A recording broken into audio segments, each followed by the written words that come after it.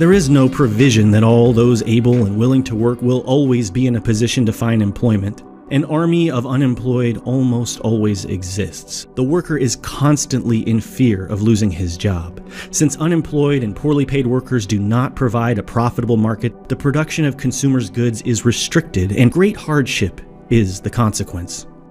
Since unemployed and poorly paid workers do not provide a profitable market, the production of consumer goods is restricted, and great hardship is the consequence. Technological progress frequently results in more unemployment rather than an easing of the burden of work for all. The profit motive, in conjunction with competition among capitalists, is responsible for an instability in the accumulation and utilization of capital, which leads to increasingly severe depressions. Unlimited competition leads to a huge waste of labor and to that crippling of the social consciousness of individuals which I mentioned before. This crippling of individuals I consider the worst evil of capitalism. Our whole educational system suffers from this evil. An exaggerated competitive attitude is inculcated into the student, who is trained to worship acquisitive success as a preparation for his future career. I am convinced there is only one way to eliminate these grave evils, namely through the establishment of a socialist economy, accompanied by an educational system which would be oriented towards social goals. In such an economy, the means of production are owned by society itself and are utilized in a planned fashion. A planned economy which adjusts production to the needs of the community would distribute the work to be done among all those able to work and would guarantee a livelihood to every man, woman, and child. The education of the individual, in addition to promoting his own innate abilities, would attempt to develop in him a sense of responsibility for his fellow men in place of the glorification of power and success in our present society. Nevertheless, it is necessary to remember that a planned economy is not yet socialism. A planned economy as such may be accompanied by the complete enslavement of the individual. The achievement of socialism requires the solution of some extremely difficult socio-political problems. How is it possible, in view of the far-reaching centralization of political and economic power, to prevent bureaucracy from becoming all-powerful and overweening? How can the rights of the individual be protected and therewith a democratic counterweight to the power of bureaucracy be assured? Clarity about the aims and problems of socialism is of greatest significance in our age of transition. Since, in our present circumstances, free and unhindered discussion of these problems has come under a powerful taboo, I consider the foundation of this magazine to be an important public service.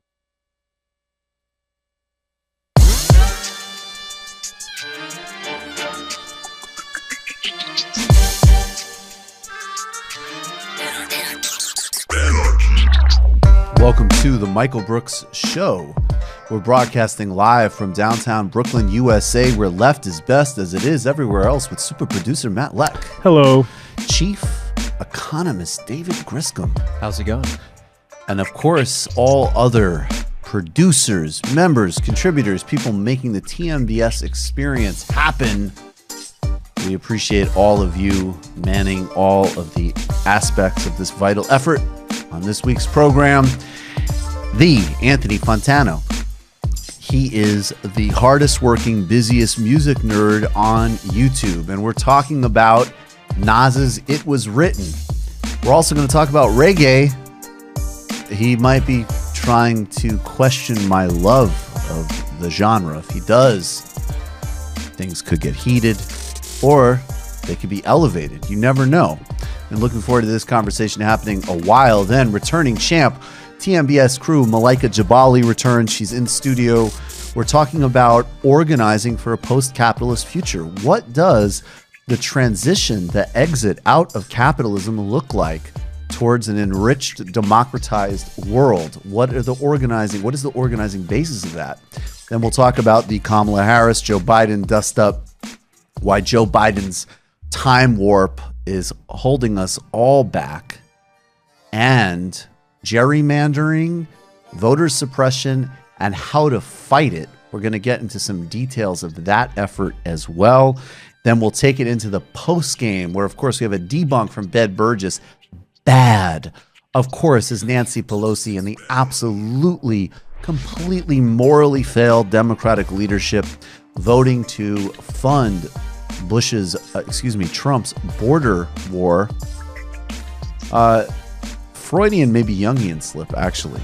They're not exactly the same thing. though ICE is an instrument of the post 9/11 national security state, initially used and still used to have massive oversight and invasiveness of Muslim populations as the sort of hybridization of Islamophobia. The war on migrants and refugees globalizes and synchronizes the Democrats, as usual, missing in action, but not AOC, Rashida Tlaib, and Iona Presley. We will be talking about them, as well as the 10-year anniversary of the coup in Honduras. That's all in the postgame, plus a lot more. Your calls and Discord questions. The Trump-China trade war in the gem. Shout out to a new Democratic consulting firm taking aim at the consulting class of the Democratic Party. All that and a whole bunch more on this week's Michael Brooks Show. But first, we need to bring ourselves back to that cold open of Albert Einstein's Why Socialism essay, which he wrote for the first issue of the Monthly Review. And we need to say and get away from the left being too gloomy. It's important to not just be right. We need to inspire hope. The right is more than happy to provide fantasies of a future space society. It doesn't need to reflect reality, because that would challenge those in power. But people like Elon Musk, Steven Pinker, and even Andrew Yang are able to talk to people's anxieties and their desire for a coming tech society that feels inevitable by engaging in libertarian futurism. Mark Fisher often quotes the by now very well-known quote from Frederick Jameson that it's, quote unquote, easier to imagine the end of the world than imagine the end of capitalism. And this is the challenge. We can imagine a society on Mars, but we can't imagine an end to capitalism. And we can't cede the future to the right, the neoliberals, and the techno-determinists. We need to be able to imagine without falling into two traps. One is technical or economic determinism. Robots are not going to save us. And two, of being frivolous, unserious, and not critically reflective on technology. A socialist society would rely on new and existing technologies. The difference would be that these technologies would be to the benefit of working people, to increase leisure time, to make necessary goods more affordable and sustainable. But we need to center human action, not abstract technology, into some historical force that will make change from us. Marx is often misunderstood as as a economic determinist. He wasn't.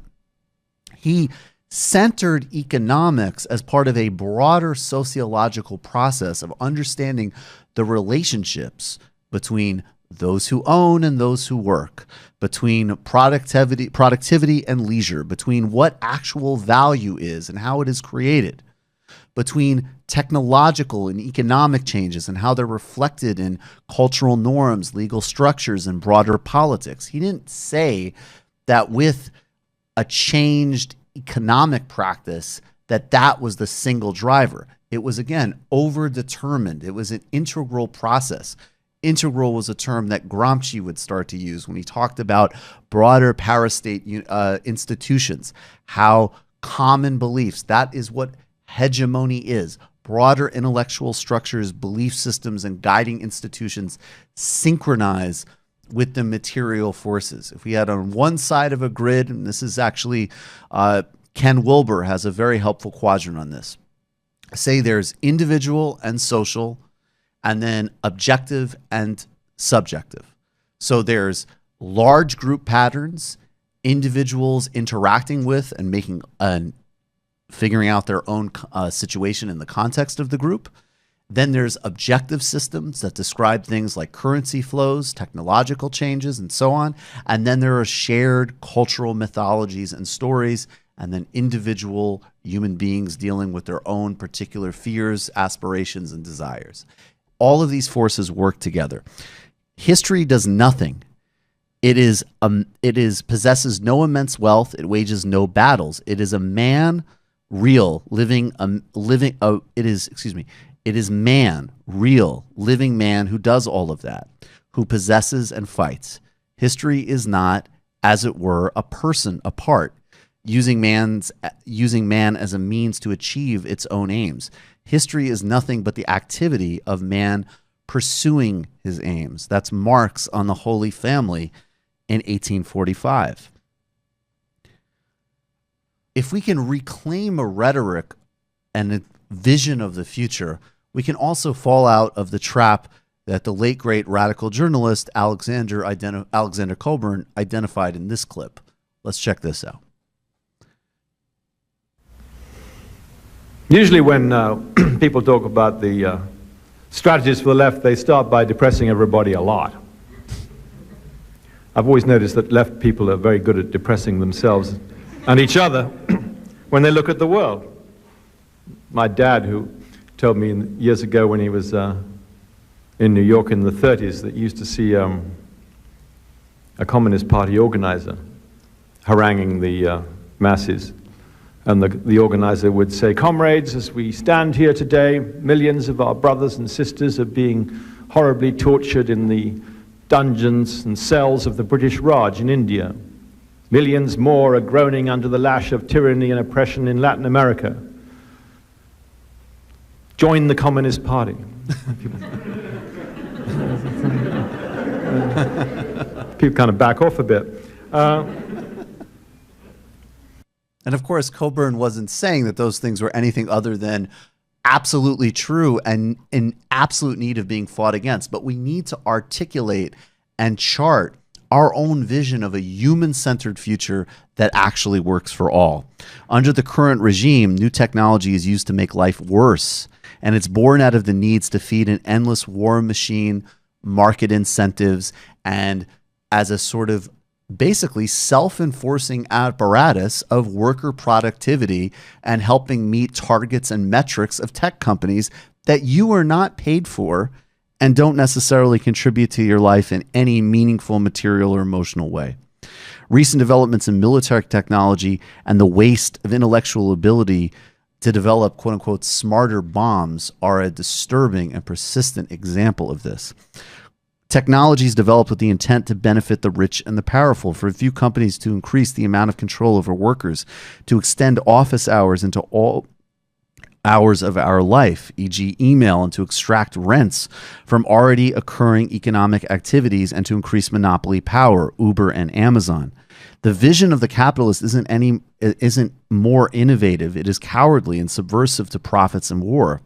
If you deviate from it, then it's difficult to find funding and bring your ideas into being. That's the reality. That's why we cannot embrace either the defeatism of negotiating with these problems and throwing people some crumbs, or thinking that this system will inevitably solve great complicated problems and human needs like the Steve Pinker fantasy.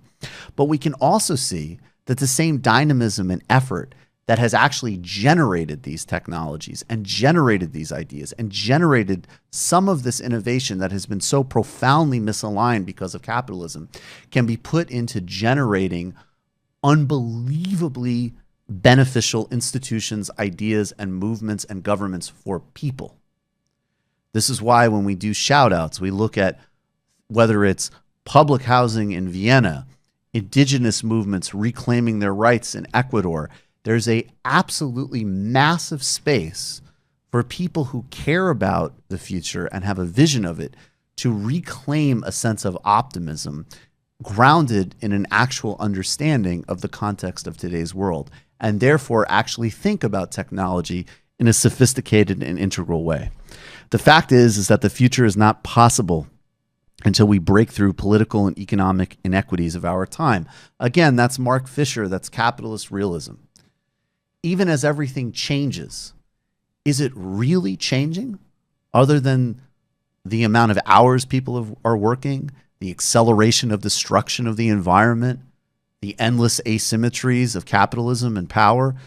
Those things are accelerating, but the fundamental reality of what people think are possible is not, because technology is existing under the economic context that simply does not and cannot work for most people. When we challenge that fundamentally, then we actually can create a more abundant, innovative, and interesting society that works for a lot more people, and we shouldn't be shy about that optimism.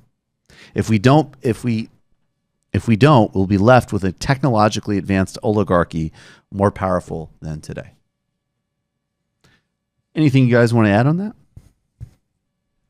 I think, it's really important too to highlight that we can't fall into this trap of techno-determinism, just because if you think that we're going to be saved by some invention or some new technology, you're absolutely wrong, because what's been going on, for the past 150, 200 years is advancements in technology that could potentially be liberatory for people are being used to make our lives worse and to really hyper exploit people all across the globe. And it's, so it's not an anti-technology statement to say that. It's actually recognizing that technology is a human activity and not some kind of force that is going to determine our future. We have to determine our future for ourselves. And that's why the kind of hope, using quotes over that Elon Musk tries to sell to people is really false, because he's basically saying to people, there's no possibility for any significant change in our, political economy or in your daily life, but maybe we'll be able to make, some kind of machine that makes your life more efficient. And it's very clear when you hear them talking about Mars, for example. We can imagine going to Mars and creating a new society there, but that society will still be governed by profit, that society will still be hierarchical, and that society will still have a class structure to it. We could do much better than that on the left. Yeah, I've been reading Rutger Bregman's Utopia for Realist book for upcoming literary hangover, just to get the plug in there. And I think he has some. He has I think his politics are actually fairly good, like salutary in a lot of areas, like open borders and like lower work weeks and stuff like that. But when he talks about automation and all the issues that come along with that, he says the big question is, what are we going to do with all our time? And not who owns the stuff. And that's the core question always, is who owns the stuff? And that's another way in which the technology conversation, I think, actually needs to get really complicated, because, okay, there is the broad point, which is true enough, and this would, I think, would be where someone like Aaron Bastani would probably lean into, which is that this is great. We have endless technological opportunity, and we'll be using a replicator to produce foods, and we'll do asteroid mining, and we'll geoengineer the Earth and all this stuff. I don't know enough about any of these things to comment on either their scientific viability, and I always think that with things like geoengineering, I think the precautionary principle has some value. On the other hand, obviously, we're deep in an ecological crisis and need to do a lot of things to address it. So, but broadly, that's correct. You can kind of answer the blind techno-capitalism of Pinker, which is, sure, let's keep innovating and advancing, but socialize it. And in fact, as Megan Day has so eloquently written about, the quality of actually our overall science has been degraded by the incentive structure and tyranny of capitalism. It's forcing people to produce quote unquote novel research that isn't really novel. It's limiting scientific funding for research that doesn't necessarily have an immediate capital application. I mean, there's a lot of real problems there that the likes of Pinker I just don't even understand. But I think it's where we actually also, though, have to look back in some ways at like the 60s and 70s anarchist tradition. Not that I buy all of these arguments, and these lead to their own traps. There's a lot of, there can be some very reactionary underpinnings at times to what I think is actually the fascinating work by people like Ivan Illich and E.F. Schumacher, and books like Small is Beautiful and Deschooling Society.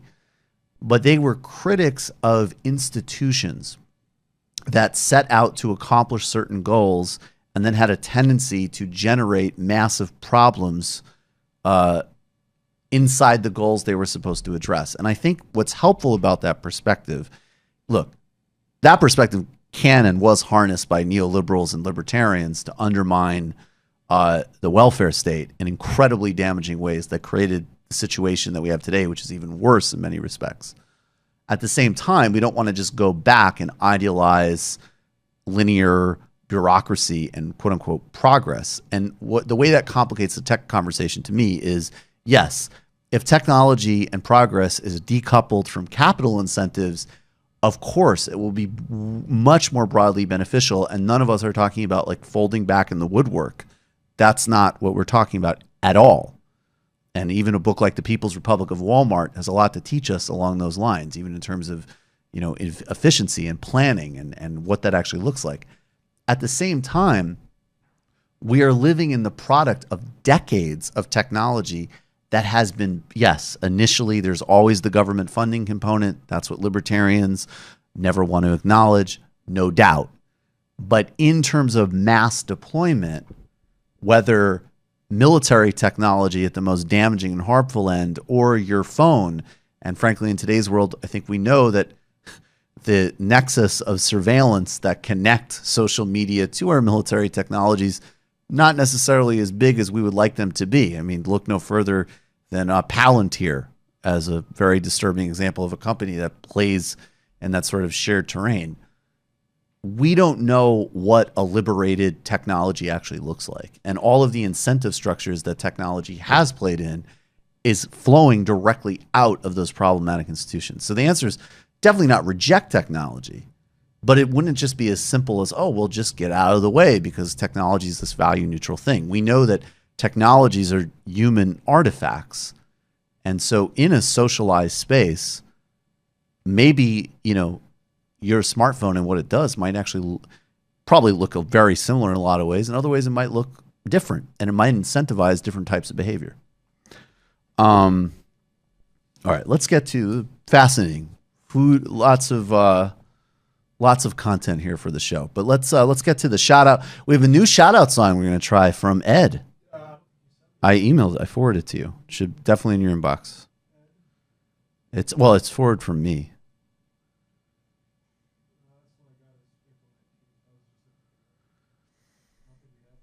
Yep. Well, just check. It came like 40 minutes ago. I'm looking right now. I got nothing.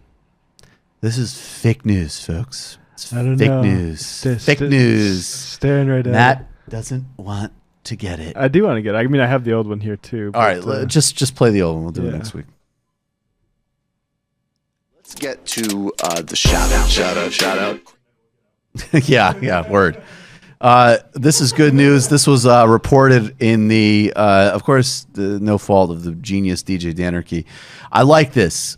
2 former Bernie staffers are launching a consulting firm to primary the consulting class. This is actually, sounds like kind of arcane inside baseball, but this is incredibly important. Part of this, one of the manifestations, there's the ideological capture of much of the Democratic establishment. There's the campaign contribution capture. And one of the nexus of this are consultants who have risen after the sort of collapse of labor unions as the kind of information brokers of modern politics. So these are a lot of people who have grown really wealthy off of consulting corporations like Coca-Cola or Exxon, as an example, and then working for Democratic campaigns that absorb huge amounts of money from the health insurance industry and other industries that we fundamentally know we need to absolutely decommodify in order to have a decent life. And the consultants are the functional nexus of so much of this corruption, dysfunction, and sclerotic deadness of the Democratic Party. That's a little repetitive, but I think you get my meaning. Quoting now from the Daily Beast, 2 alums of Senator Bernie Sanders' 2016 presidential election have launched a consulting firm to help progressive candidates win elections and stick a thumb in the eye of the Democratic Party establishment. Movement, MVMT Communications, is the brainchild of Karthik Ganapathy, who previously served as a battleground state director for Sanders, and Mike Sheska, rapid response director on Sanders' campaign. The sort of calcification around the Democratic Party's agenda has been driven a lot by the consultant class. Cheska told the Daily Beast, "We have a party that's driven by a core of strategists that run a lot of their business on corporate clients, and it affects everyone's thinking." The launch of Movement Communications comes as the Democratic Congressional Campaign Committee has said it will not grant contracts to consultants who work with candidates who are running primary challenges against sitting incumbents. So this is really important. And we're going to be talking more about this. But we have somebody who's a great candidate who's going up against the far-right Congressman Eliot Engel. We have a guy who I'm really remiss that his name is not in front of me, but he's from New Jersey. He's the head of, can you guys look up the head of the Problem Solvers Caucus? He's a Democratic congressman from New Jersey, one of the absolutely worst people in Congress. And we have, as an example, Aguilar, Trump's favorite Democrat in Texas, who was also George W. Bush's favorite Democrat, a war-promoting, corporatist, far-right extremist in the Democratic Party. These people can face and need to face not just challenges in terms of, someone of good conscience to challenge them. They need to be beat. Steny Hoyer is another one. His ass needs to be thrown out of Congress. He is a great candidate running against him. Let's talk, though, for a second about Josh Gothmeier. He's a U.S. representative from New Jersey's 5th Congressional District. He's a member of the Democratic Party, blah, blah, blah. And he also was formerly worked at Burstyn Marsteller, which is a huge global PR firm that I believe Mark Penn, I think still works for if he has not left. Major PR conglomerate for corporations across the globe. He's part of the Problem Solver Caucus.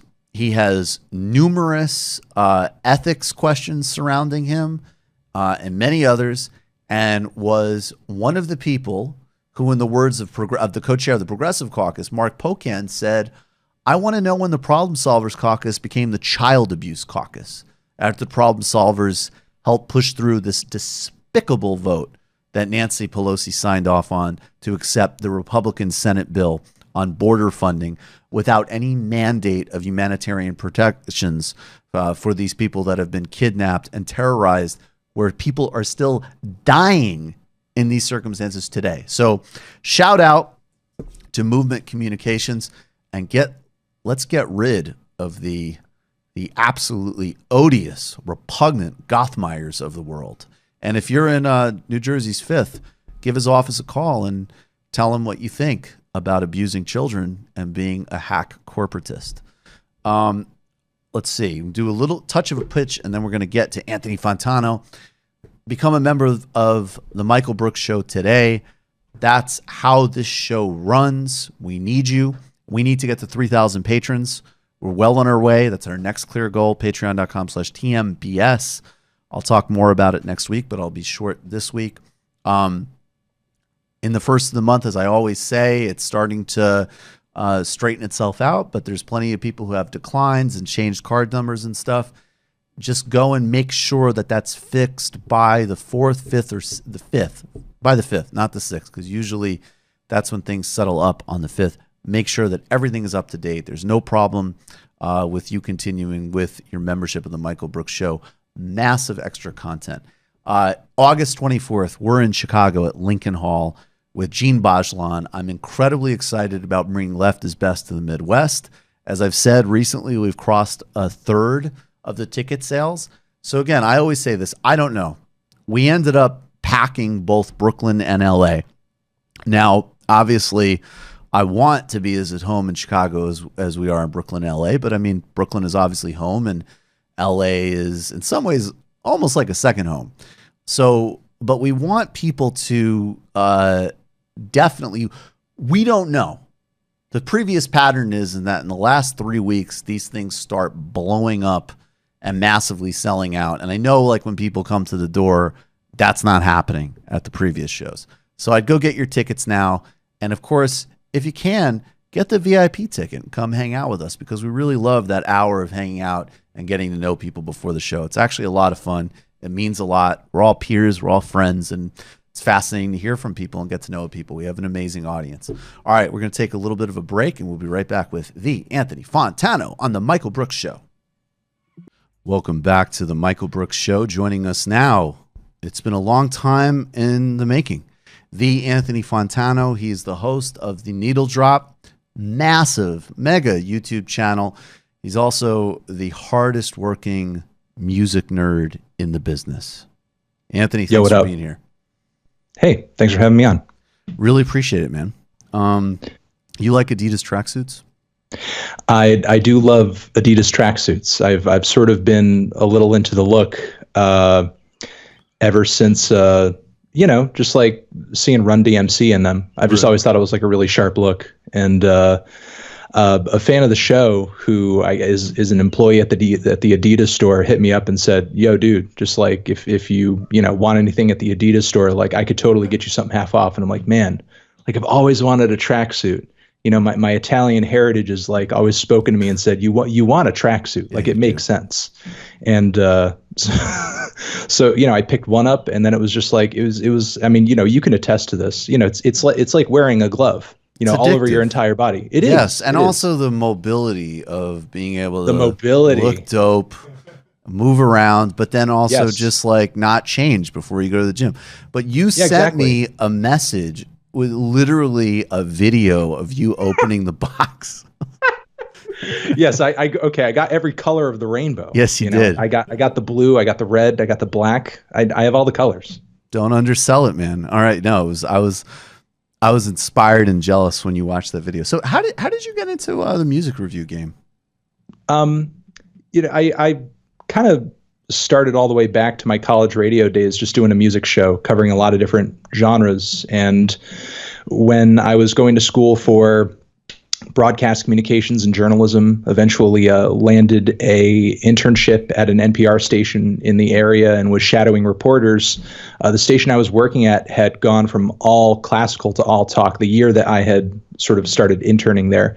And they were repeating a lot of programming, and I pitched this idea for just like a music-based podcast. And that's sort of where the needle drop started. And it kind of evolved into the YouTube thing down the road as a means to kind of define myself against what everybody else was doing in the music world. Because at that time, there were already music blogs, there were already music podcasts, there were already sort of Spins and Pitchforks and Rolling Stones. All those players were already kind of established. And the only thing that I could think that, budget-wise would make sense for me, because I didn't have thousands of dollars to blow on like a super extravagant blog layout, was to just jump on YouTube and start talking about music on camera.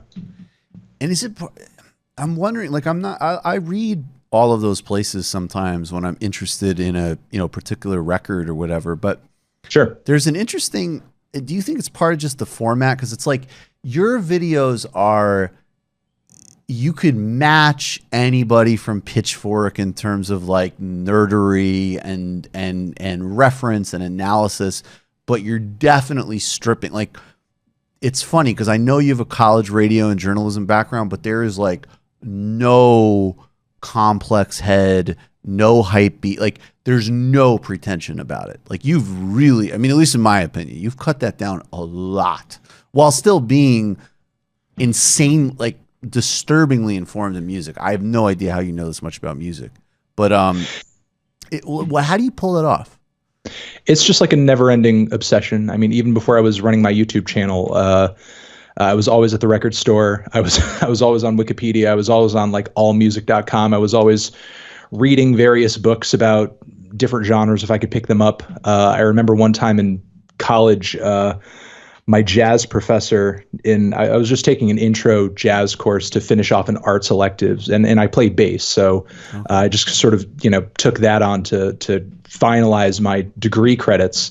And he had told me in the middle of one class that he had blown a bunch of the music department budget on a ton of like Impulse and Blue Note CDs, like from back in the day. And I went down there, and I think for like over the course of like a few weeks, I was taking out maybe 12 or 13 CDs at a time and just burning them and copying them. I remember that. And putting them on these giant data CDs and listening to them for hours and hours and hours. And prior to that, I was never into jazz. There was never sort of like nobody in my life sort of saying like, hey, this is good and this is bad, and this guy's like a huge jazz head. So I figured anything that he bought is probably worth listening to. So, experiences like that, being at the radio station where there were people who were metal nerds and hip hop nerds, and being able to sort of be influenced by everybody's taste in that arena, inspired me. But this is always something I've been, chasing after. Just music has always been sort of like a passion for me. And the internet has just kind of honestly made the whole situation worse, because it just gives me so much more access to everything. I'm picturing like your uncle in a tracksuit being like, what do you want to listen to fucking jazz for? Oh my God. Honestly, why are you listening to fucking Miles Davis? My parents are like nowhere near like on the music spectrum in the way that I've been. But I do appreciate that when I was growing up, there's always that stereotypical story about your parents, like, shitting all over whatever music that you liked or listened to. And that just wasn't the case. They were usually just open to whatever I wanted to try and whatever I wanted to listen to. And, and I think that sort of put me in a good position as well, because I was never told like, this is good, this is bad, this is good music, this isn't. That's actually something that I like about this moment. Like, obviously you grow out of it, but even like when I was, like middle school, high school age, like there really was like this kind of very, whatever, kids are always like, people in general are always self-sorting themselves, but it was like, do you listen to indie or do you listen to rap? Do you listen? And those barriers are Done. gone. They're gone. It's done. And it's not cool. Like, it's cool to listen to everything now. That's very clear. There are things that are cool and uncool. Usually what gets categorized as uncool is just old stuff. Right. But as far as different genres now and cultural barriers keeping people out of rock, keeping people out of pop, keeping people out of hip hop, it's just done. Kids who watch me and are 16, 17, 18, one day they'll be begging me to review the next Lady Gaga CD, and then a few weeks later they'll be begging me to review some obscure like noise rock band from another country or something. It's the taste spectrum is just all over the place right now. Yeah, that's actually, and it's interesting to me because there is like, as part of, at least just to be political for a second, like I'm writing this book and this whole like idea of like fusing cosmopolitanism with socialism, and there are some ways where it's like part of the answer to this alt-right and Trump and all of that shit is to, you can't do that kind of simple, like, oh no, look at sports and pop culture, everything's fine. That's obviously not true. But on the other hand, like, you got to learn from it. And you got to say, like, that's an interesting disjuncture that on one hand, all of these things are rising in this terrifying way in the political space. And then there's countervailing forces in the cultural space, and they need to be harnessed for politics. So it's just interesting that you say it's like, it's just not there, at least in the pop space. On this day in 1996, It Was Written was released. I was either 12 or 13 years old. I have no doubt that I like this album still as much today as I did then, which I don't know. Maybe that means that I need to listen to more stuff.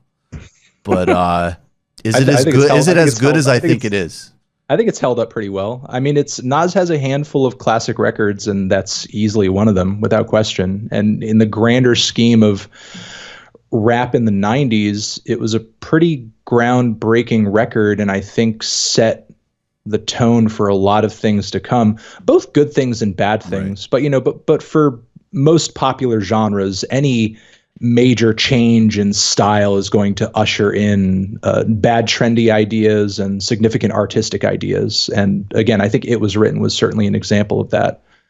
What do you think from It Was Written, if you could spell out some of those ideas and then bridge us to today? Like, what if we were to break, like, okay, It Was Written, the golden age of hip hop is in the 90s. Then we have like really interesting stuff in the aughts, like particularly, obviously, I love Dipset.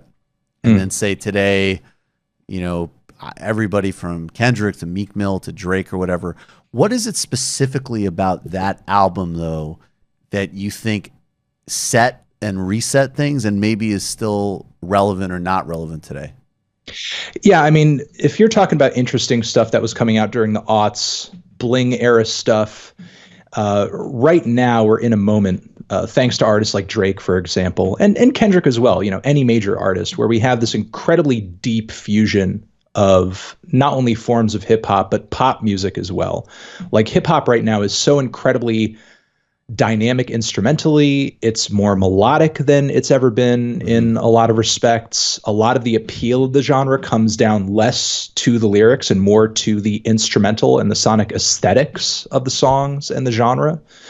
And I think It Was Written definitely put us on that track to get to a lot of the sounds that we were hearing in the 2000s. It's a record that amongst a lot of hip hop fans, a lot of Nas heads, it's a good record, but it's not seen as significant as his debut. Illmatic, right? Yeah, is Illmatic. And I guess it's understandable as to why, because Illmatic is like the blueprint, not the album, The Blueprint, but like sort of the blueprint of 90s hip hop in a lot of respects in terms of the tone of the instrumentals and the way Nas was rapping and what he was rapping about. Like it was just everything that, you know, could be 90s East Coast hip hop, that could be hardcore hip hop. It was like, you know, perfected on that album in a lot of respects. And on It Was Written, you had Nas embracing a lot of smoother instrumentals, poppier overtones, more melody, instrumentals that weren't as cluttered or as noisy. You know, you could say a lot of the beats off of Illmatic were very representative of the urban New York landscape that he was coming from, because a lot of those beats are just very busy. They're kind of cluttered. They're a little claustrophobic. It's like you're standing in the middle of a, you know, busy intersection in New York. On It Was Written, there's so train. much more. Yeah, sure. On a subway, whatever. But on It Was Written, there's so much more clarity. It's a very clean album.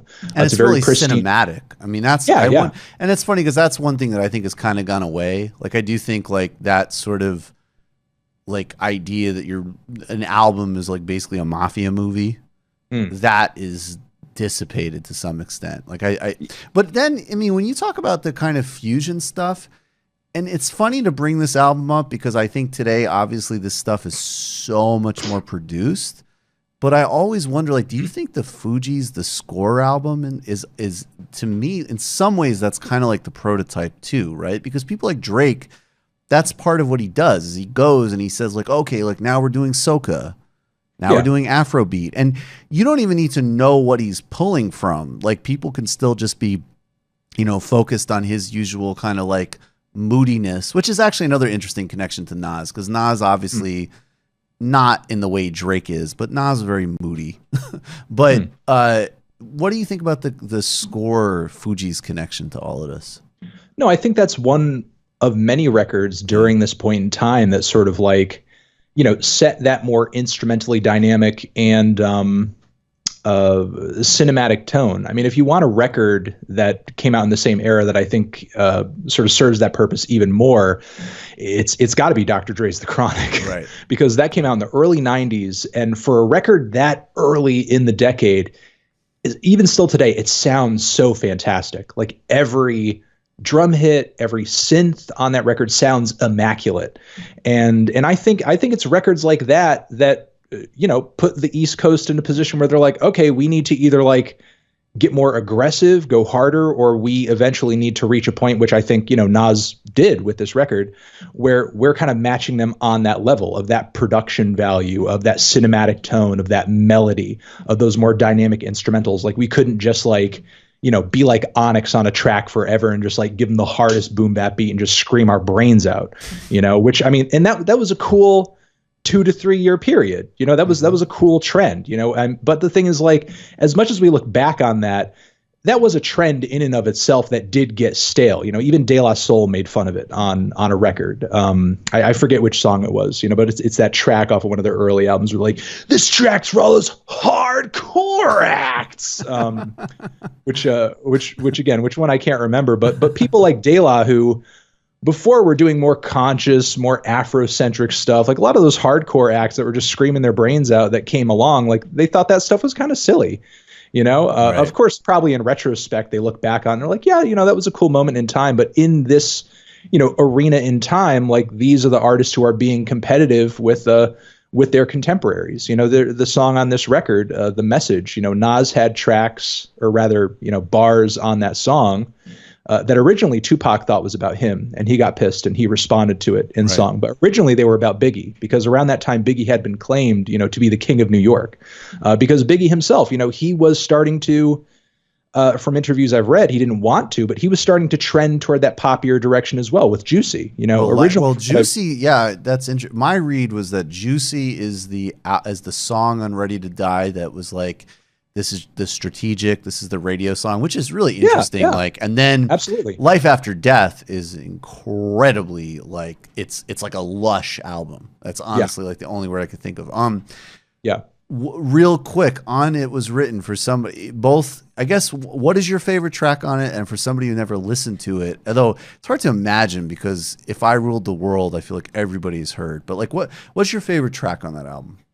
Again, I would go back to the message because I think lyrically that track is pretty brutal. It's confrontational. I think it's significant for the time in that it puts a lot of his contemporaries on blast and sort of like, throws this sort of competitive hat into the ring. And I think in a lot of ways it sort of like puts a stake in the ground, like this is at the point where we're no longer like these obscure figures showing up to, a cipher and just battling each other in person. Now we're like larger than life personalities. And like, that's essentially, what he's trying to communicate on that track. And he does it through, like what you said, through these cinematic instrumental motifs, through these lyrical overtones where he's like, like this mob boss and it's like a Scarface film. I would say that track, if you're looking for something a bit more like, I guess socially conscious and introspective, I would definitely say like a Black Girl Lost is a pretty significant track as well that stands out to me as far as like, that's an important song in the Nas catalog, I think, because it's not often lyrically you see him go in that place. No. What about, all right. So I agree with. And one more I'll say is Nas Is Coming. Yes. That is definitely one of the more melodic cuts on the record. And, also keep in mind, as a sign of Nas moving in the direction that he was and taking influences from the current state of rap and where it was headed, Dr. Dre produced on that track. And, also keep in mind, this is during a time when there is some cultural push and pull between the East Coast and the West Coast. Oh, a lot. And this album came out, I had to remind myself by looking it up before I came on today, but this album came out at like several months before Tupac got shot. Yeah. Yeah. So what about, all right, so in the last little bit we have here, reggae, yay or nay? You said specifically you wanted to talk about why I'm a reggae head. So what do you think? I'm very pro reggae. I'm very pro reggae. And I've heard you sort of like in passing, either on this show or on the Majority Report, mention, acts like Chronics and that sort of thing. And it's not often you run into somebody who's super passionate about reggae and, reggae specifically.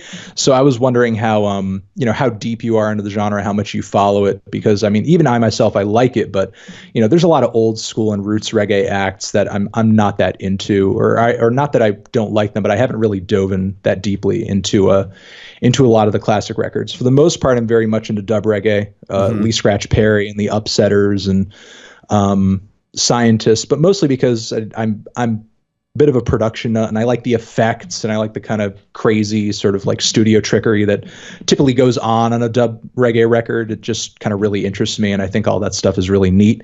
But generally, where do your ears take you in the genre and what are some of your favorite artists? Well, real quick, what's your favorite dub record for people to get into dub? I would say any number of King Tubby records are fantastic. Any number of Scientist albums are fantastic, but probably like the primo like starter dub reggae record would maybe be Super Ape with the Upsetters and Lee Scratch Perry. Like that's a pretty primo starter dub reggae record. That's awesome. All right. So like, I mean, like I think a lot of people, I mean, obviously I definitely grew up listening to Bob Marley. And then where it kind of diverged, which, it's funny to say this because I feel like this is still very accessible too, but I did start listening to Jimmy Cliff. And that was probably my first kind of like idea that there was somebody besides Bob Marley that did reggae. And also I think it was significant, that Jimmy Cliff actually kind of was bigger first and was political, but it wasn't, especially the Harder They Come soundtrack was not reggae. It was actually almost, you could see in some ways kind of like a precursor to dancehall, at least as I read it. I'm definitely not an expert in this stuff. Yeah, from what I understand, at the very root of all of it, it was ska, then came reggae, and then dancehall was sort of born out of all of that. Well, there music-wise, but I'm talking like thematically. Like Harder They Come is about a guy who goes on a crime spree. And it's about like, it is very political because it's definitely about class division in Jamaica, but it's not, there's no Haile Selassie, there's no Ethiopia, there's no political tenor. It's, I've been oppressed and I'm going to go steal cars and have an adventure. And it also actually correlates with another thing that definitely influenced a lot of like Jamaican politics and pop culture, which is like a love of Western movies, which in this book that I always recommend to everybody, it's called Born Fi Dead, which is about the history of the Shower Posse. And we've done a couple of illicit histories on this. But, then when much later on, I mean, I did start to listen, as an example, to like Buju Banton, right? That's a really important bridge. And then Garnet Silk is somebody, and admittedly, that stuff is totally over my head. But go on. I love Garnet Silk. So Garnet Silk, I think, was the first artist I listened to that was a non-Bob Marley artist that was like, this guy's incredible. It was actually in the 80s and early 90s, so he did kind of, again, was at that bridge of the sounds were changing, although his lyrics are still very kind of like Rastafarian lyrics. And then, you know, and I love, like, one of my favorite artists, like, I love Chronix, I love Coffee. I think she's amazing. And the fact that she's only 19 years old is crazy in terms of her kind of like vision and poise as an artist.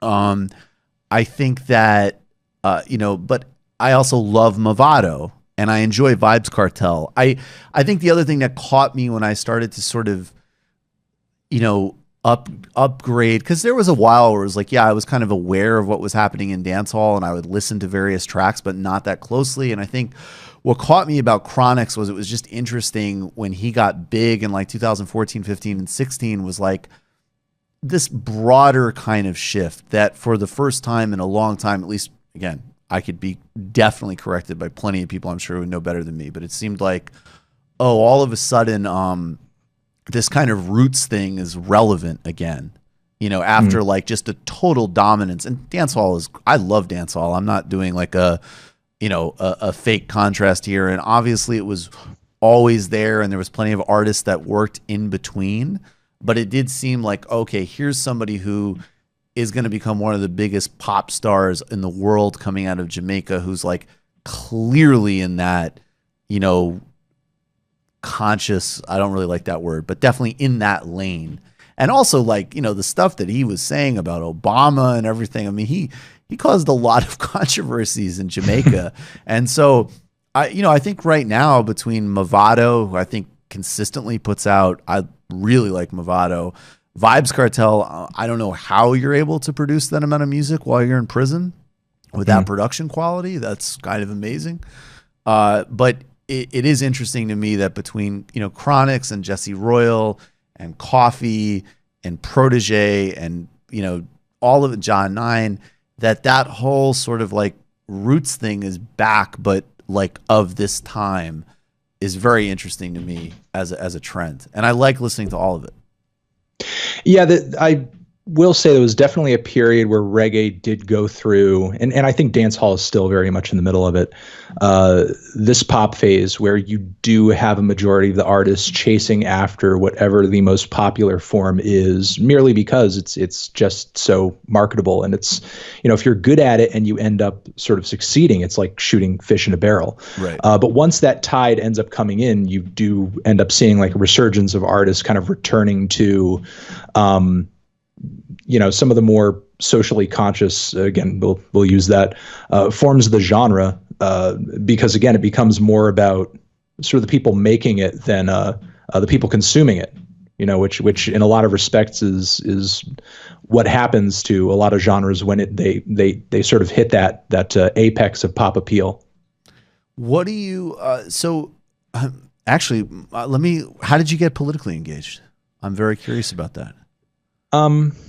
I mean, I can't tell you exactly when it happened, but it was definitely through music. I mean, early on in my formative years, I was heavy into Rage Against the Machine, Dead Kennedys, and I mean, I didn't exactly have I don't know, like a firm grip of political history, but I had an idea that you know, I had a vague idea through listening to those records and reading things about those bands and what they believed, that things like war for profit were wrong, and you know, that there were such things as you know, racism still like alive and well.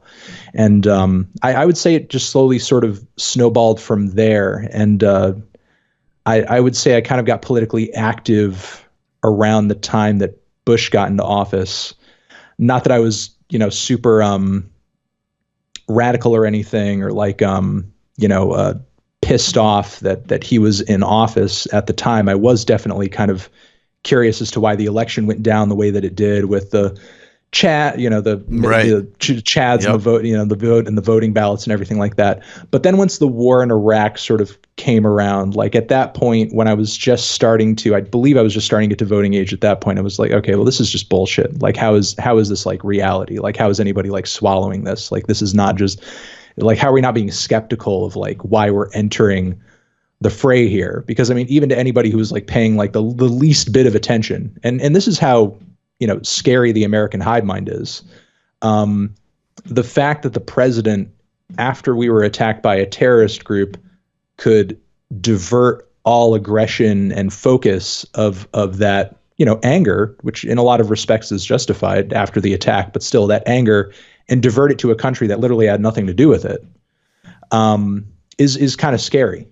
Was scary. How was they scary did Afghanistan, right? Like even a specific group in a specific context that goes back to our own foreign policy apparatus in the 80s and 90s, we're going to deal with that by carpet bombing a totally underdeveloped country that we've actually been causing problems for since the 70s.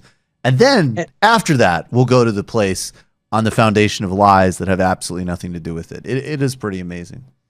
And in the midst of all of that, again, just from like looking at the baseline information that came out of 9/11 and the attacks, I mean, I was aware of the fact that most of the hijackers had come from Saudi Arabia.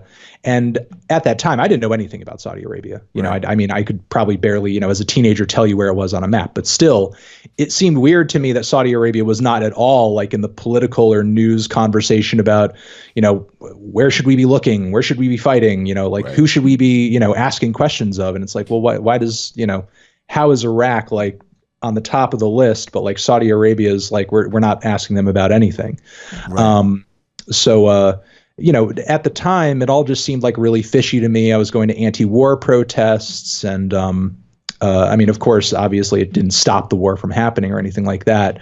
But really ever since that election and that Iraq war, I've been super skeptical of things like political power and political influence and corporations influencing our politics. And, it's really at the end of the day, a lot of it comes down to following the money and just kind of seeing who gets paid and who has influence and who doesn't and who ends up getting screwed.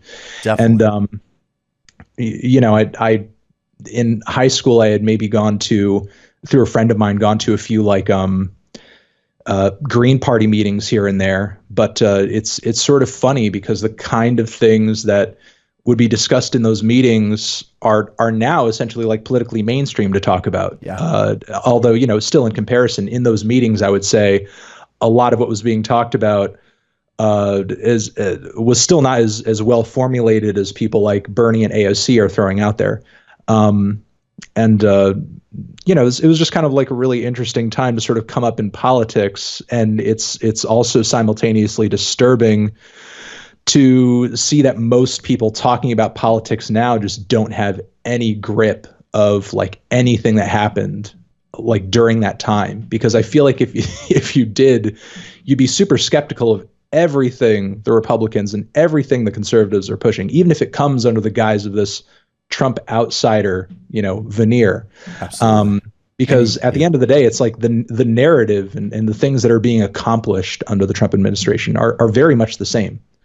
And it's really just kind of like a lie that a lot of people are telling themselves that somehow we're like in a whole new era. Maybe aesthetically, we are, and certainly there are things that are being made worse as a result of Trump. But a lot of the goals are the same. Well, the Anthony Fantano, this is awesome. I hope we can do it again. A lot more to talk about. I've been really enjoying watching the needle drop on YouTube, and seriously, man, let's definitely talk more. For sure. A group I wanted to recommend to you before I go. Oh yeah, please. That's definitely on the political fringe and has a lot of strong messages and sort of narratives in their music, and a very opinionated group. Their name is Algiers. Algiers. Algiers. Okay. I believe they named themselves. I don't know the whole narrative, so I don't want to put it all out there or totally mess it up. But I believe they named themselves after that hotel they made a film about, where all that police violence had gone down against all of those black political activists. But yeah, that's their name, and they're sort of like a mix of post-punk and soul music, like old school soul music and old school rock music, but it has a modern edge to it. And I'd also say listen to JPEG Mafia. JPEG Mafia and Algiers. Yeah, Got JPEG it. Mafia and Algiers. Awesome. We will check them out. Thanks so much. I really appreciate your time. Take care, man. Thanks Talk for to you having me on. All right, guys. Here's what we're going to do. David, you want to talk about China, and Trump, and then the return of Malaika Jabali. Was that for? That was meant money, for David. Money. Yeah. Okay, David, go ahead. Well, honestly, that's what this is all about.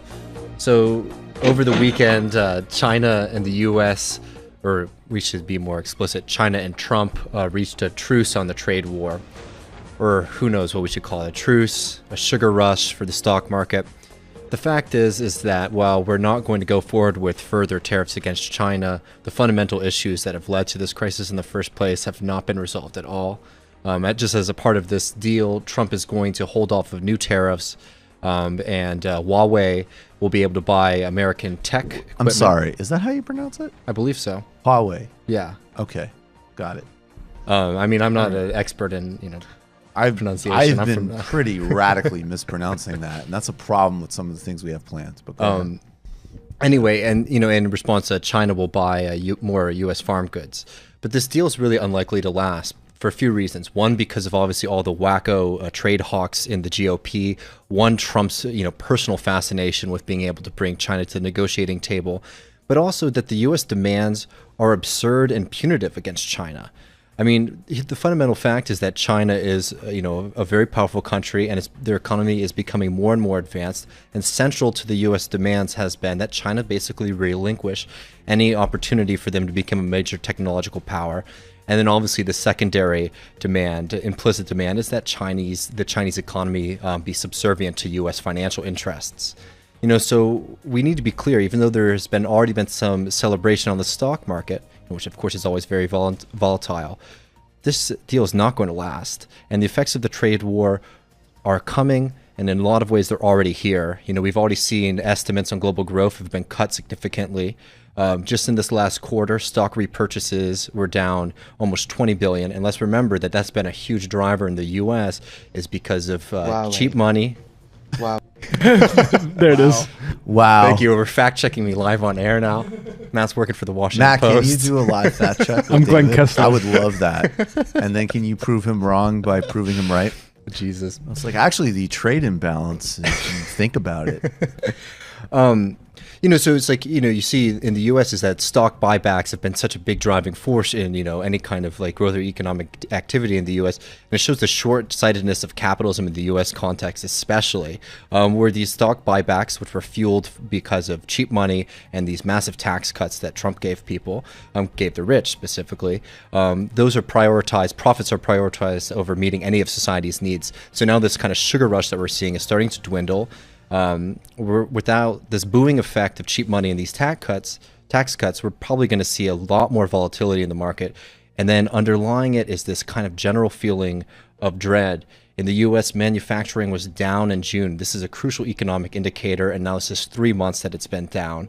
We just said that stock buybacks have been going back, which is, stock buybacks aren't a good thing, but it's showing that people are becoming a little bit more careful about how they're spending their money.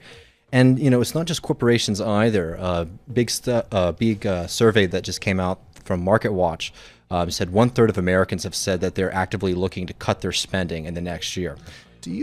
My only, it's not even pushback from me, but the only question that I have is, because we have to do more China stuff, right?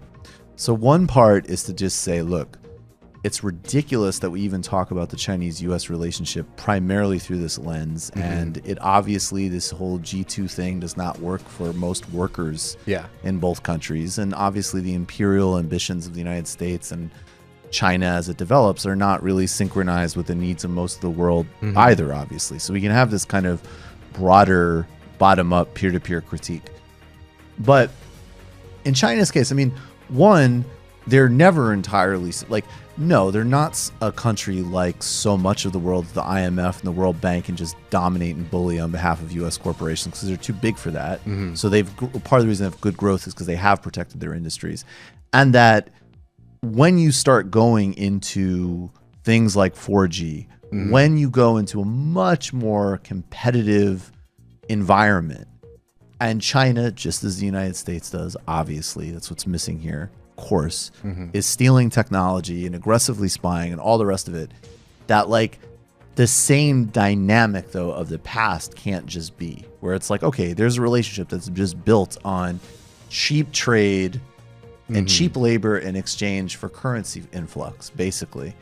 And but as the Chinese economy shifts, you're not talking about, like, to be like brutal about it, the sweatshops that iPhones are put in. You're talking about the companies that will beat Apple in a couple of years. Yeah. That makes it a really different dynamic. And China's not just like a victim of there. Well, that's, I don't know. I mean, like, I'm not like saying that like I'm, you know, a booster of China necessarily, but the fundamental fact is that the United States, there's one industry that we still dominate, and that's high-tech industry. Right. So one of the biggest winners of this trade deal, even though it's going to have massive effects for everyone else in the rest of the U.S. economy, has been the tech companies, which have been lobbying like crazy to get the United States to continue to push around another, you know, sovereign country, another economy, you know, to basically enforce, you know, intellectual property agreements and things like that, which are pretty funky, to be honest. Well, and they're very terrible skewed, when it comes to things like public health. But they're very skewed. Sure. Well, they're also very skewed to benefit the United States. So what the reality is here is that you have you know, a country that's economy is growing significantly and is rapidly modernizing and moving away from just being the factory floor of the world. And you know, of course, they're going to be starting to develop competitors to Facebook and Apple and Google. And that doesn't mean that we support the practices of those companies, but also recognizing why is the United States participating in this trade war that has significant damages for its own economy and also for the global economy. It's because it's trying to protect an industry that is that it can't protect, that industry needs to be protected because it can't win just through competition. And this is why Thomas Friedman, Mr. Globalization Cosmopolitan, supposedly, and Steve Bannon are saying the same shit about China. Exactly. That's exactly And, it. you know, and this is just sort of, you know, just to hit this home, you know, technology is one of the last industries that we're dominant in. And it's also one of the main industries that is the worst at kind of redistributing any of its wealth. It's actually very good at, you know, pulling all that money up to the top, unlike a lot of other industries. So we're seeing this moment right now where the United States government, through Trump, right, but also through a lot of other political forces that are underneath, that aren't necessarily the guys tweeting and, you know, up in front and center, are trying to lobby to protect this industry that has been very damaging in the U.S. economy, and they're willing to pay a price, and that's the price of, you know, people having worse off lives, making less. And when this starts to really hit manufacturing and agriculture in the United States, it's going to be pretty big. Absolutely. All right, we're going to take a brief break, and we'll be right back with Malaika Jabali. Welcome back. Abrupt, strong. Welcome back to the Michael Brooks Show. I'm Michael Brooks. Joining us now is returning champion. She's a progressive advocate. She is a writer, activist, and attorney, Malaika Jabali. And Thanks so much. Socialist. And Yes. socialist. None of this progressive. I don't know. Yeah, I don't know what that is. Hi. Hi. It's good to have you back. Are Good you to be close? back. Is she close enough to the Oh, microphone? do I need to be? All right. Okay, she's good. Okay. How's everything been going? Things have been pretty good. Came back from the Left Forum, fired up. Well, we're talking. I wanted to ask you about it. You were at a organizing for a post-capitalist future panel. Is that right? It wasn't organizing. It was just saying anti-capitalism in the 21st century. So whatever that means. What does that mean to you? A lot of things, but the way that I framed it was my identity as a millennial, and also just the fact that we've got a lot of folks who have kind of come into socialism through electoral politics. Mm-hmm. So how do we organize them politically? So I was looking at political organizing and like being a millennial and what that means, because when you think about the 21st, should I like go off, or you should go off? Is that what we're doing right now? You're here. Okay, we're here. All right. Go. So we're, it's the 21st century, and this is I would say we're the first generation, millennials are the first generation to have to deal with kind of the ramifications of like a new depression. And because of that, it led to, we had Occupy Wall Street, we had the Great Recession, we have people who are unemployed, a restructured economy, and that is going to bring people into the fold who might not have thought about alternatives to capitalism, because we see that it has been failing. I mean, if you didn't think it was failing before, it's probably hitting your pockets a little bit more now, because you can't afford a home. You're mired in student loan debt. Some people can't afford to have a family. So I think it's giving people an opportunity to take a second look at something that we thought was kind of a foregone conclusion, that this is where we are. And this is where we are. I like that. Right. Yeah. Where exactly are we?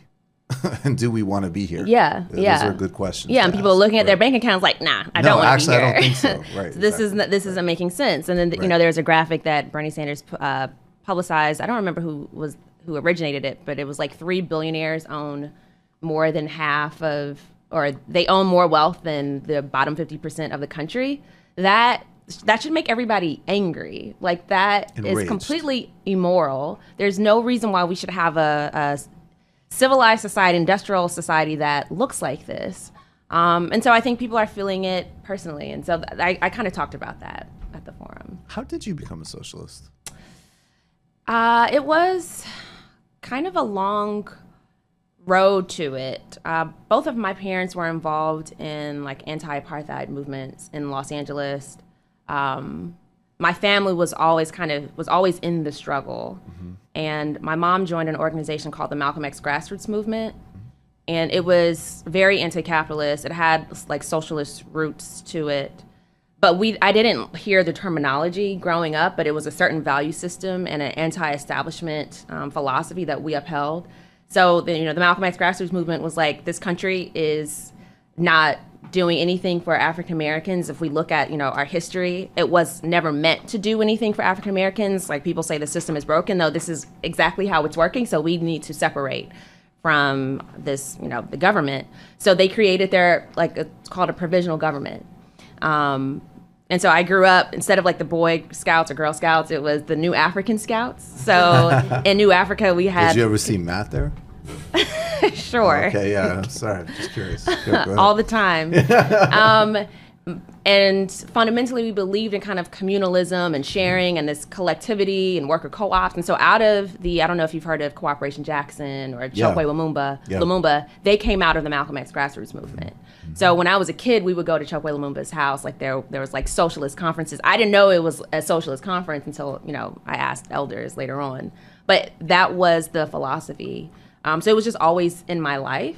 Yeah. And I think it was just reading history, being in college and having to go more in depth with America's colonization and genocide and enslavement. And I was like, this does not make sense. And we have capitalism because of these things. It's not an aside. Like, that's built into it. Right. So it was in college, but it was kind of my surroundings were similar values. When somebody asks you what socialism looks like what do you like? I've been thinking about this a lot recently. Like, what specifically to tell people? Because there's, on one hand, like, okay, people come at you with all sorts of bullshit in Venezuela and blah blah blah blah blah.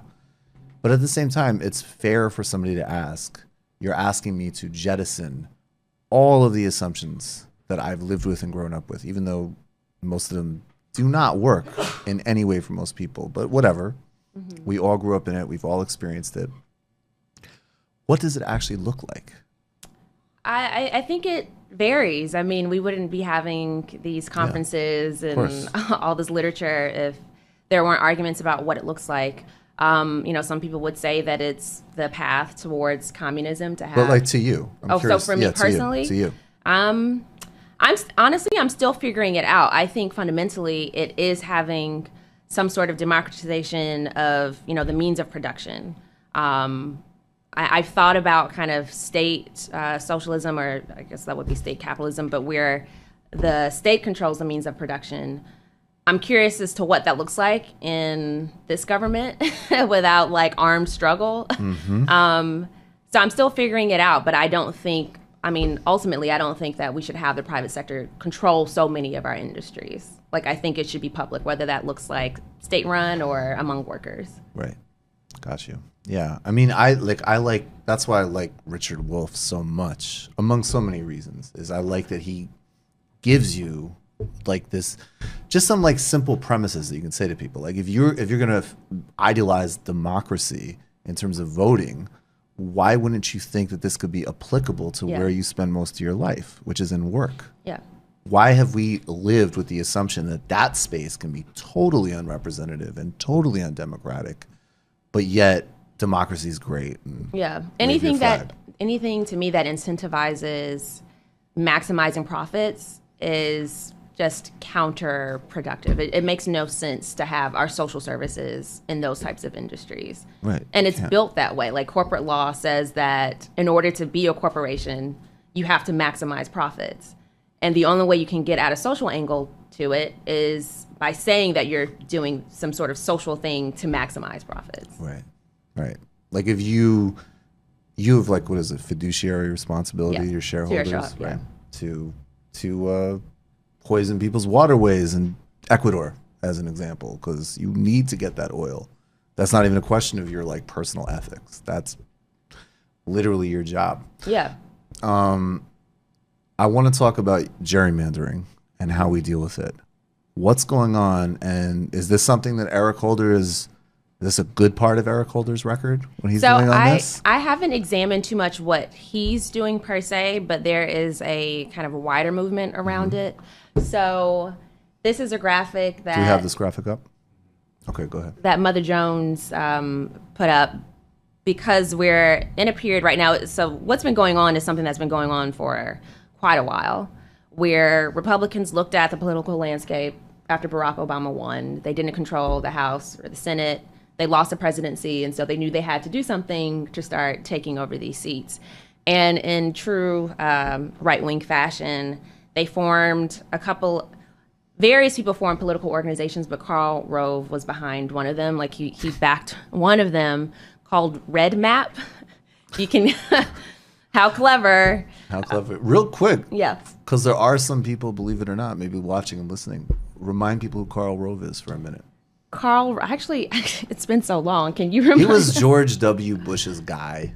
What exactly did he do? I always just heard his name. He was a Republican strategist. Okay. That's literally what he was. Official position. That was his, I forget what his official position in the White House was, like political director he or was something just like always that. He was around. always there having no chin, propagandizing for evil things. But he was George W. Bush's main guy, and they had like some type of symbiotic, what? Chief of staff. He was the chief of staff. No, he wasn't the chief of staff. He was the chief of staff? Yeah.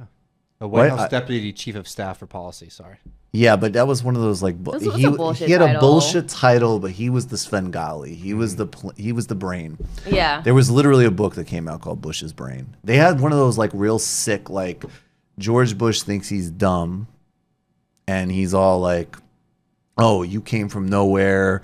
You didn't have all this," like, because he comes from some broken home or whatever, and so he's like, "Okay, you're like a smart guy, and you'll be my like Machiavelli." And then Rove is like, you have, bone structure, and you're from the Bush family.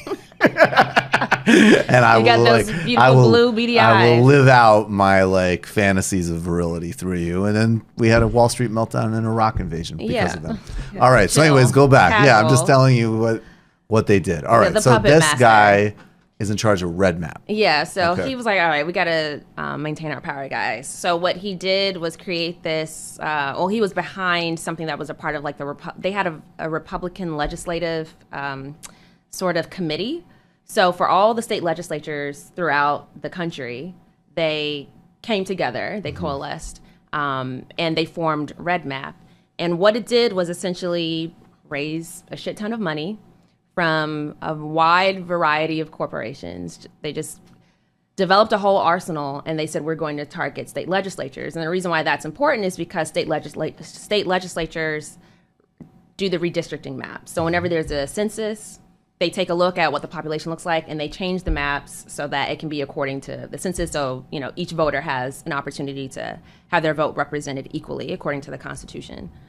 But Red Map targeted a lot of legislatures that were kind of on the cusp. You could say maybe like kind of swing, what could be swing states, Pennsylvania, Wisconsin, North Carolina, Ohio might have been in that. Probably, I bet. Because these state legislatures redraw maps not just for the state, but also for Congress. And when you do that, then you can have, even a minority of votes of folks who come out for you and support you. But if you redraw it in a certain way strategically, you could still end up winning the state legislature. And that's exactly what Republicans have done. Wasn't there some crazy? Oh yeah, well we have the disparities are huge. The disparities are huge. Yeah. Wisconsin, I think Republicans, I don't recall the exact number, but I think it might be like 40% of the vote, but they have 60% of the seats in the state, which is like a complete abomination of democracy. And they're targeting, Democratic districts, obviously, and those Democratic districts tend to be black. They got sued by like a North Carolina group. So they've been getting sued all over, and this has been happening for the last several years.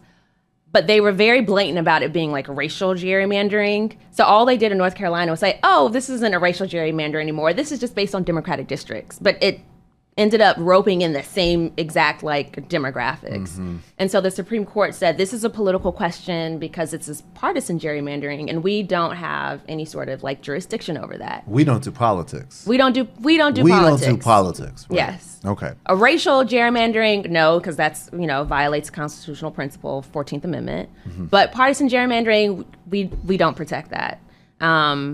So everyone knows like what it's doing. Like it's suppressing the votes of anybody who leans left, anybody who's, a person of color, most likely, because those are the districts that they target. And that's important for any of us, if we're leftists who are interested in electoral politics, because how can we get, we don't have radicals who are necessarily running, but we've got AOC, we've got Rashida Tlaib.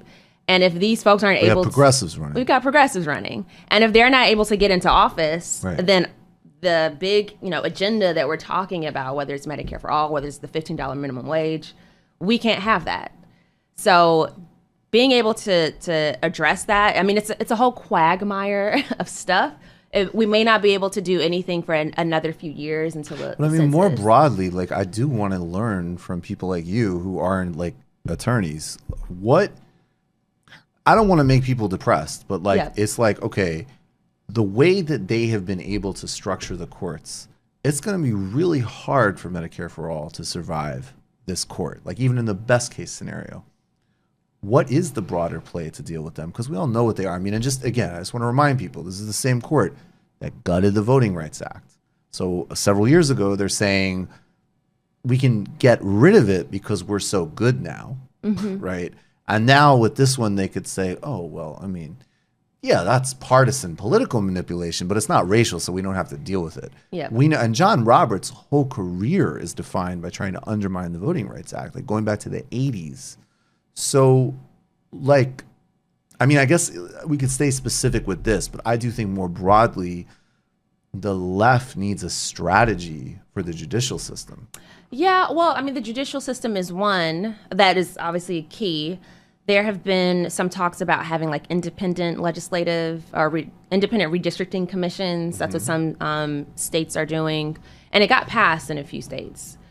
There are governors who can do vetoes, but then of course, that would have to go to court. So in Wisconsin, they've got Tony Evers, who's the governor there. So when these districting maps come up in another couple of years, then he could veto that. But then what happens next is, anyone's idea, considering the fact that I think they have a conservative majority for the Supreme Court. Yeah, they do. So it's going to be a challenge, but there have been, so I wrote an article about this in Color Lines. Yeah. And there are voting rights experts. I interviewed some people from the Brennan Center for Justice who have been seeing like kind of things pop up around the country, and people can organize for it. But if the bottom line is that we want this type of legislation, if we want these types of policies, it can also happen at the local and state level. So it's not that, we're completely at a loss. If the federal courts don't recognize this, or even if state courts don't recognize this, you can have legislatures on the local level who do. Right. So you actually, right. So there needs to be like a game at each of the levels, basically. A game in each of the levels. A game in each of the levels. Yeah. So you've also written a really good piece recently, and we'll get them so we can like throw them up on Joe Biden. And what my favorite person. You were a big fan of Joe Biden. Yes, I was surprised. I remember when you texted me and you asked me if I would join Socialists for Biden with you. I was surprised. Yeah, it was like hard eyes. Yeah, I couldn't believe it. Yeah, in a bus. Hard eyes in a bus. It's like, let's get on the Joe Biden bus. We have to play that Simone Sanders clip in a second, actually. Gosh. Do you think Simone Sanders... Let's start frivolous for a second. Yeah. I was not impressed. Like, I'm very tribal. So, like, if you're for Bernie, I will not criticize you. I'll just be honest. Like, probably not going to happen, right? So in 2016, Simone Sanders was backing Biden. So I'm like, backing Sanders. So it's like, all right, like, all right. Go Simone. But as soon as she's not backing Sanders, I can say, like, I never thought she was that great. And now I'm like, is she like a double agent? Because if she still secretly supports Bernie Sanders, she's fucking crushing it. With these appearances. You mean if she's like trying to undermine If she is Joe trying Biden? to undermine Joe Biden, mole? then she is doing a great job. an amazing. Like I apologize for not giving her the credit. Yeah. If that's what's happening. Probably what's Let's happening hope- is that she's just mediocre. But actually, let's just watch this because and it relates to your piece. I just want to set it up because you wrote a piece basically saying that Joe Biden has us in a time warp.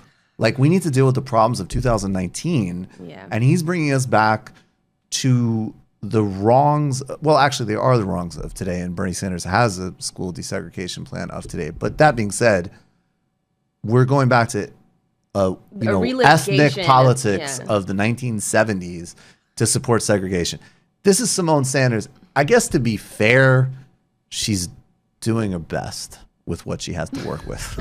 Really sure where the Harris campaign stands. Why aren't you answering the question? I mean, it should be an easy question. You're here to represent the vice hold on, president. Anna. We have answered the question. And we have said that the vice president does not believe that busing is in fact a cure-all. And if she, and what we posed the question to the Harris campaign, because if in fact Senator Harris does not believe in de facto segregation as the, Simone, let me just busing as jump the in here, remedy though, to de for a facto second, segregation, because then she has I the don't same have a lot of position time. as Vice President Biden. Vice President Biden has said, so I just want to be clear because I think people are conflating desegregation and busing. And I know we're throwing around a lot of terms, but I think it's important that we provide definitions. I'm sorry, indulge me for a second, but thank you, Simone. Much better work this time than at 16. Okay, go ahead. And a little backstory for the folks at home. So just to be clear, then, the vice president has not changed his stance on this issue since the comments he made in the 1970s. To be clear, just as the vice president said at the Rainbow Push Coalition, that he believes today we have to deal with the issues and the issues that confront young people today. Okay, no, actually, do you want to play Jesse Jackson literally a couple hours later on the same network saying actually, no. And in my judgment, it was the wrong side of history. Okay. You think it was the wrong side of history? Biden said that Kamala Harris mischaracterized his stance last night. But when you look back at what he wrote and did in the 1970s, you can't dispute what he did, right? I mean, he wrote in 1977, "My bill strikes at the heart of the injustice of court-ordered busing. I believe there's a growing sentiment in Congress to curb unnecessary busing." He went on to write then to a fierce opponent of desegregation, former Senator James Eastland, quote, "I want you to know I very much appreciate your help during this week's committee meeting in attempt to bring my anti-busing legislation to a vote." Do you have any question in your mind about where Vice President Joe Biden stood as a senator then in the 70s on busing? Well, what they stood then was on the wrong side of history. You know, we had to have the Montgomery bus boycott. Was validated in a court order decision in 1956. The federal government had to intervene. The states were left with the powers after the Civil War of labor and education and health and the right to vote. Each since we've had to have the federal government to intervene to stop states' rights from violating basic civil and human rights. Just before you go off on it, I just want to say Joe Biden represents failed white liberalism is the piece by Malaika in The Guardian. What's going on here? Why are we talking about busing? We have a man who has not have to be confronted with his record over the last almost a decade. Mm-hmm. So I think he does not know how to deal with the pushback. I have no idea what's going on in Joe Biden's head. I think it's a dumb philosophy to hold, I think, in 2019. But it is also dumb because you're trying to be president with a party that is, has black voters who are already devoted to you, and you're advocating the same sort of policies as staunch white supremacists and staunch segregationists. So to me, that tells me that he obviously is not willing to kind of think about anything kind of reflectively. But this whole argument that, okay, you can convince people to kind of move once they're in office and we can, argue from the outside, he's not budging on anything. And he's been bombarded with people telling him on the outside and the inside that what he's doing doesn't make any sense. So to have somebody who is that kind of recalcitrant about pretty much everything that they've done is not a good sign in someone who wants to be the leader of the United States. Right. I mean, because again, look, just like setting aside ethics and values, it's super easy for him, just as a political matter, to come out and say, look, I'm a senator from Delaware in the 1970s. I'm sorry. The politics of that time were super different, and I apologize. I was wrong. Here's why I did what I did. And I think most people, definitely most people, particularly intergenerationally, would be like, of course. He could put it to bed in minutes. Yeah. Now he literally has campaign surrogates coming out and debating the merits of integrating schools in the fucking 1970s while he wants to do a whole, folks, this isn't us. I saw Charlottesville. What? How does that work? Right. How does that possibly work brand-wise? But, I mean, to me, though, the more difficult thing about Biden, and I really want your thoughts on this too, is, okay, there's an embarrassment of riches to criticize Biden. I did an illicit history of Biden for patrons with Zach Carter, and we barely made it through the 80s and the time constraints of talking about all of the we did did all of this stuff. And by the end, I'm like, okay, we're leaving Iraq and credit cards and all of this on the table, right? But that being said, to me, though, this still has to include, and I'm not saying they're totally different politicians, but there's also big problems in his record as Obama's vice president. And those problems are also an extension of problems in Obama's presidency. And so the tricky thing is he wants to wrap himself, right? That's his fallback. It's like, hey, look, I'm sorry, whatever. Anyways, Obama was my best friend.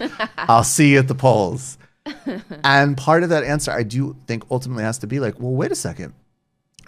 Mike Bennett, of all people, was the one who was like, dude, your idea of negotiating when you were with Obama was offering to cut Social Security and Medicare with the Republicans. What are you talking about? So how do we bring in, or is that even necessary? Do you think it's necessary to also have a more critical conversation of the Obama era as well? I think you can. I think it has to be done, obviously carefully. And I think the way that, our country operates is probably going to have to come from a Kamala Harris, as much as, we don't want her to kind of be the front runner of this. Coming from a black woman, the optics are it's a lot more palatable for other black people. Mm-hmm. For her to be able to look at him on the debate stage and say, well, your deportation record was a mess. And this is what, we're embroiled in right now, let alone, whatever she might have been doing at that time. Which was refusing to support sanctuary cities. That's the problem with her, is it's you have to mind the record with her. Constantly. Always. Constantly. Because she definitely kind of speaks on both sides of her mouth. But I think because of the optics, she's in a good position to be able to do that. Well, let's play this. We have a clip. Let's do this. This is from the debate from last week's, which, by the way, I am so not excited about watching more of these things. I rewatched. It's what? Tell me. It's just too much. It's too much. It's a clown show. And not even a fun, I rewatched Trump. I'm sorry. Just give me my one indulgence of a Trump line. In 2016, him looking at Marco Rubio, and he's like, this little guy lies about my record all the time. It's like, yeah, that's what The little guy did it, huh? This little guy, that's what I want to watch. Not like all of these people be like, well, that's a really good idea, but actually mine's CBO score is better. Shut the fuck up. Drop out and vote for Bernie Sanders. All right. But this was actually important, this exchange between Harris and Biden. And, obviously, let's elaborate on what you think of this. But let's check this out. This is probably the most enduring news value of anything that happened in these debates. We've also heard, and I'm going to now direct this at Vice President Biden. I do not believe you are a racist. And I agree with you when you commit yourself to the importance of finding common ground. But I also believe, and it's personal, and I was actually it was hurtful to hear you talk about the reputations of two United States senators who built their reputations and career on the segregation of race in this country. And it was not only that, but you also worked with them to oppose busing. And, there was a little girl in California who was part of the second class to integrate her public schools. And she was bused to school every day. And that little girl was me. So I will tell you that on this subject, it cannot be an intellectual debate among Democrats. We have to take it seriously. We have to act swiftly. As Attorney General of California, I was very proud to put in place a requirement that all my special agents would wear body cameras and keep those cameras on. Senator Harris, thank you. Vice President Biden, you have been invoked. We are going to give you a chance to respond. Vice President Biden.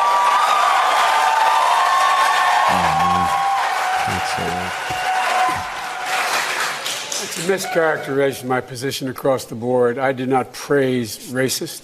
That is not true, number one. Number two, if we want to have this campaign litigated on who supports civil rights and whether I did or not, I'm happy to do that. I was a public defender. I didn't become a prosecutor. I came out and I left a good law firm to become a public defender when in fact my city was in flames because of the assassination of Dr. King. Number one. Number two, as the Vice President of the United States, I work with a man who, in fact, we worked very hard to see to it we dealt with these issues in a major, major way. The fact is that in terms of busing, you would have been able to go to school the same exact way because it was a local decision made by your city council. That's fine. That's one of the things I argued for, that we should not be, we should be breaking down these lines. Fine. But so the bottom line that's all right. Look, y'all leave it up to your municipalities. I ran because of civil rights. I continue to think we have to make fundamental changes in civil rights. And those civil rights, by the way, include not just only African Americans, but the LGBT community. But Vice President Biden, do you agree today that you were wrong to oppose busing in America? No. Do you agree? I did not oppose busing in America. What I opposed is busing ordered by the Department of Education. That's what I opposed. Well, there was a failure of states to integrate public schools in America. I was part of the second class to integrate Berkeley, California public schools almost 2 decades after Brown v. Board of Education. Because your city council made that decision. It was a local decision. So that's where the federal government must step in. That's why we have the Voting Rights Act and the Civil Rights Act. That's why we need to pass the Equality Act. That's why we need to pass the ERA, because there are moments in history where states fail to preserve the civil rights of all people. I have supported the ERA from the very beginning when I ran Vice President Biden, 30 seconds, because I want to bring other people into this. I supported the ERA from the very beginning. I'm the guy that extended the Voting Rights Act for 25 years. We got to the place where we got 98 out of 98 votes in the United States Senate doing it. I've also argued very strongly that we, in fact, deal with the notion of denying people access to the ballot box. I agree that everybody, once they, in fact, they should. Anyway, my time's up. That's too much at the end, man. Oh, my gosh. That's too much. He just fell apart. Yeah. Talk about it. I mean, actually, rewatching it not live, it's even worse. Yeah, I almost forgot. Yeah, like, why would you relinquish your time? This is your one time that you can either apologize or actually make sense when you're trying to give some sort of justification for it. And he used all that time to dig himself further in the hole by talking about states' rights. So give the Barry Goldwater position of 1964, literally like, hey, I think discrimination is terrible. But we can't. Your city council should figure that shit out. See? All those hippies in Berkeley were like, let's make the little black girl part of our class. It worked out. Yeah. What the fuck is your problem? Anyways, I don't have any more time. Barack Obama. My best friend. Yeah. Oh, man. So, and I like Bernie just sitting there like. I got nothing to do with this. Yeah, Bernie's just like, you It's like, I got tea on both of y'all. Let me just stand here. Yeah. How durable do you think that's going to be, though? Like, do you think he's going to, because I think people super underestimated him in our circles before he announced, because of course he's terrible, but I think most people have nice feelings towards him. This is Biden. Yes, Okay. Biden. But how damaging do you think that's going to be in the context of this primary? I mean, we can already see that his polling numbers have been dropping. I think a Quinnipiac poll has him as like 22%. Or maybe that was a CNN poll, but it was a CNN poll, yeah. He's at 22%, and he was, rocking it at like 30 or something like that. So I think the longer he's around, the lower it's going to drop. I don't know how many moments it's going to take. Who knows what it's going to be. But what I really think it's going to require is us having this sort of political organizing, because it's so easy, I think, for loyal Democrats to just vote for someone who they consider the most, renowned Democrat in the race. And I mean, it's pretty much what happened with Hillary Clinton, even though she ended up kind of dropping. I actually could see Biden winning the primary. Oh, definitely. Of course. So it could definitely happen. Yeah, it's hard to tell. Like, I don't want to, I don't have any way to predict it, but I think because of his sort of affinity for gaffes, because a lot of people haven't really interrogated his record. And I think, honestly, as long as Kamala's around to kind of like puncture it a little bit, in terms of kind of getting more Black women to look at his record more critically, then I think that he could end up, dropping some more. And Bernie needs to keep hitting the hell out of him on trade. That is what he should be focusing on, in my opinion. Yeah. Before we go to the post game, the last couple of minutes, I realized I knew the reference to Chokwe Lumumba in Jackson, Mississippi, but it would be great. Actually, could you spend a few minutes talking about that? Yeah, sure. So in the Midwest, y'all know I like talking about the Midwest, there was an organization that was formed called the Republic of New Africa. And Chokwe Lumumba, and this was like in Detroit, and Chokwe Lumumba was a part of that. They decided to take over some states in the South because, again, thinking that, Black people would never get any sort of full humanity and equality in this country, that we needed to have our own thing going on. We need to have our own society. Black nationalism is kind of the, philosophically, that's what we would consider it. Have our own Black nation, basically. And he migrated along with a number of other people from the RNA to have land in contiguous counties in the South. It's called the Black Belt South. He was a revolutionary. So he felt that we needed to have this sort of government, this way of governing ourselves, and then eventually align with folks to change the capitalist structure, that ultimately you won't be able to have this sort of society without changing, the broader dynamics.